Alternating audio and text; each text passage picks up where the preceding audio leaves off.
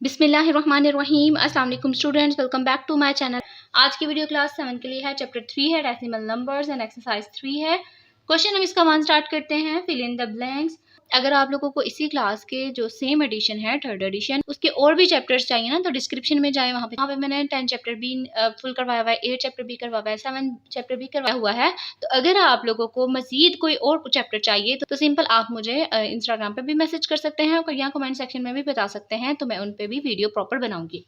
तो क्वेश्चन 1 में हम देख लेते हैं। फिलिंग द ब्लैंक्स है। तो सबसे पहले हमारे पास लिखा हुआ है 12/24 is expressed in decimal form as, यानी कि 12/24 को अगर हम डेसिमल फॉर्म में कन्वर्ट करते हैं तो फिर उसका आंसर क्या आता है। तो आप यहाँ पे सीधा सीधा या तो डायरेक्टली जो है वो पॉइंट्स डेसिमल फॉर्म में कन्वर्ट कर दें, लाइक डिवाइड करके, नहीं तो आप जो है वो इसको कट आउट कर दें।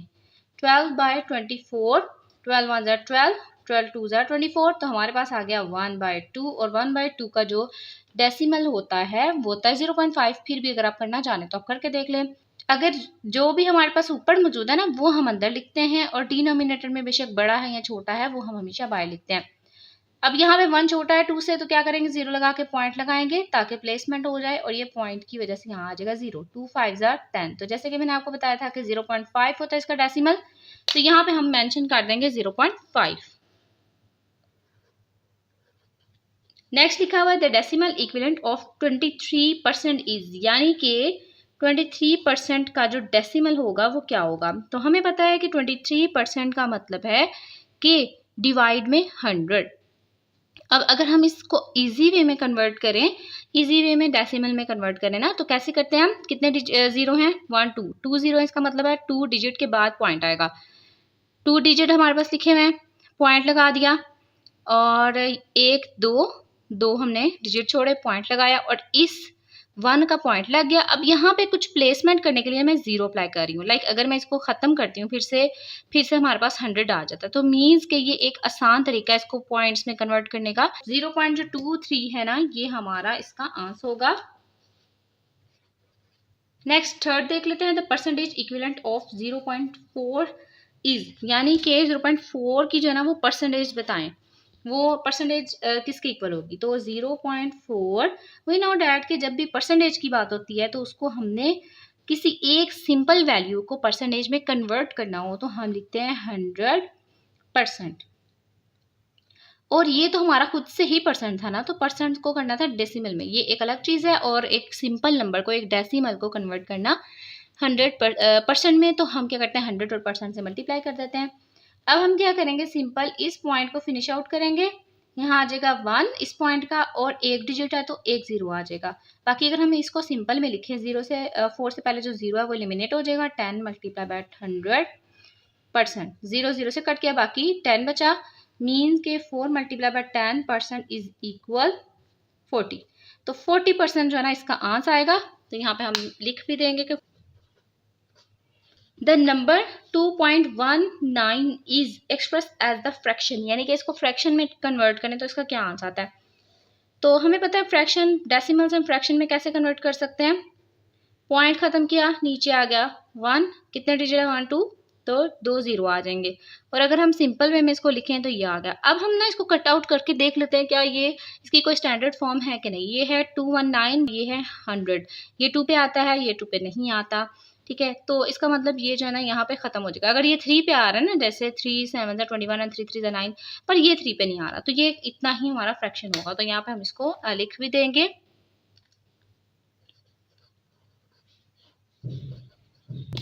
अच्छा, जो हमारे पास 5 वाला इसका पार्ट है ना, 4.5555 इज अ डैश डेसिमल। अब हमें ना कुछ रिकरिंग और नॉन रिकरिंग की ना वैल्यू समझनी होगी, टर्मिनेटिंग एंड नॉन टर्मिनेटिंग। जो हमारे पास टर्मिनेटिंग होता है ना डेसिमल, वो स्टॉप हो जाता है, लाइक ये है, ये स्टॉप हो गया, ये टर्मिनेट हो गया। नॉन टर्मिनेटिंग का मतलब होता है जो रुकता नहीं है। आगे नॉन टर्मिनेटिंग में ना फर्दर 2 टाइप्स होती हैं, रिकरिंग एंड नॉन रिकरिंग, ठीक है। अब रिकरिंग कहते हैं कि पॉइंट के बाद जो वैल्यूज हैं या डेसिमल के बाद जो वैल्यूज हैं वो सेम होंगी और वो रिपीट हो रही होंगी और वो स्टॉप नहीं होंगी, ठीक है।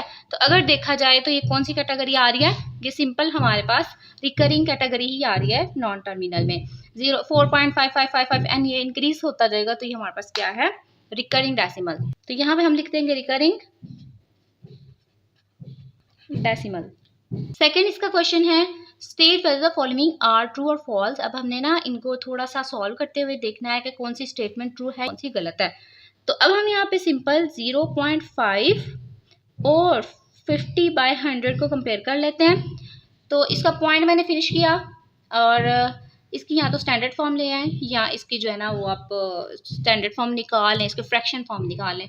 पॉइंट ख़त्म किया 1 और एक डिजिट है तो एक 0 आ गया। 5/10, 50/100, 5 1 5, 5 2 10, ये 0 0 से कट गया। 5 1 5, 5 2 10, 1/2 इज इक्वल 1/2। यस, तो ये स्टेटमेंट हमारी क्या होगी, ट्रू हो जाएगी। तो यहाँ पे हम लिख देंगे इसके सामने ट्रू। सेकेंड हमारे पास स्टेटमेंट है, अच्छा तो मैं क्या करूँगी, इसका पॉइंट ख़त्म कर दूंगी। पॉइंट का आएगा 1, कितने डिजिट हैं 2, तो 2 0 आ जाएंगे। तो ये आ गया 137/10 और ये आ गया 137/100। तो ये किस में फ़र्क है, 10 और 100 में फ़र्क है, ये दोनों इक्वल नहीं है, इसका मतलब ये फॉल्स होगी स्टेटमेंट।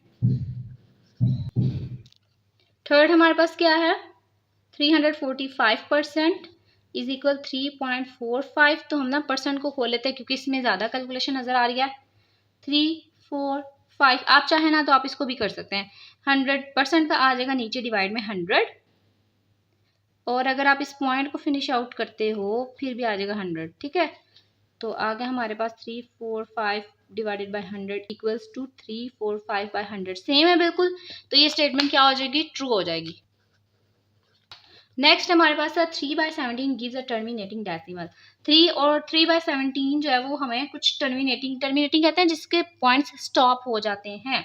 तो हम करके देख लेते हैं, आपने यहाँ पे करके देख लें क्योंकि सोल्यूशन हमने करना ना, 17 आ जाएगा बाहर, 3 अंदर आ जाएगा। बिकॉज हमें कोई फर्क नहीं पड़ता कि जो डिनोमिनेटर वाला है वो बड़ा है या न्यूमिनेटर वाला बड़ा, हमने बस नीचे वाली वैल्यू उठानी है, वो बाहर लिखनी है, और ऊपर वाली वैल्यू को अंदर लिखना है। अब 17 बड़ा है और 3 छोटा, तो हम क्या करेंगे, पॉइंट लगाएंगे, 0 लगाएंगे, यानी कि 0 लगाकर पॉइंट लगाएंगे और इस पॉइंट की वजह से यहाँ पे 0 अप्लाई कर देंगे। 17 को अगर हम 2 से मल्टीप्लाई करें 34 आ जाता है। तो हमें कहाँ से स्टार्ट करना पड़ेगा, 17 को अगर 2 से करें 34, अगर हम 1 से करें तो 17 आ जाता है। इधर 1 कैरी चला जाएगा, 10 आ गया और यहाँ पे 2 बचा। 10 में से 7 निकाला 3 और 2 में से 1 निकाला, हमारे पास आ गया 1। फिर इस पॉइंट को यूज करते हुए, अब भी ये छोटा है, पॉइंट को यूज किया तो यहाँ पे हमने 0 अप्लाई कर दिया। अब 17 को हम करते हैं 3 से मल्टीप्लाई, 3।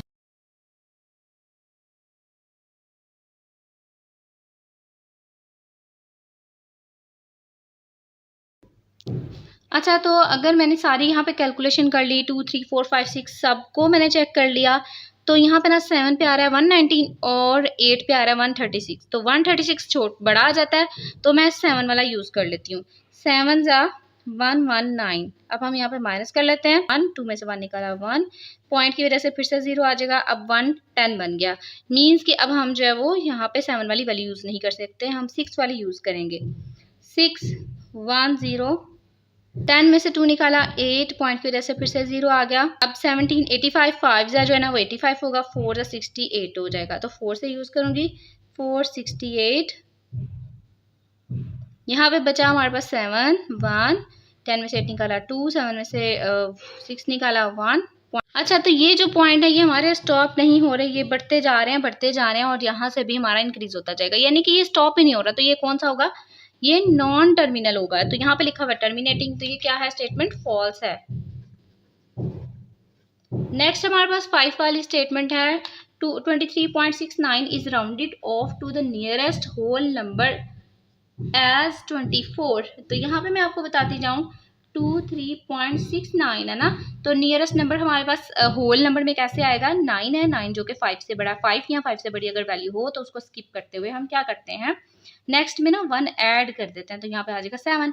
अभी भी हम इसको कर सकते हैं, लाइक ये 5 से बड़ा है या 5 होता है या 5 से बड़ा होता है, तो इसको स्किप करते हुए नेक्स्ट में 1 ऐड कर देते हैं, तो 24 और ये स्किप होगा, तो 24 स्टेटमेंट जो है वो हमारी क्या है, ट्रू है।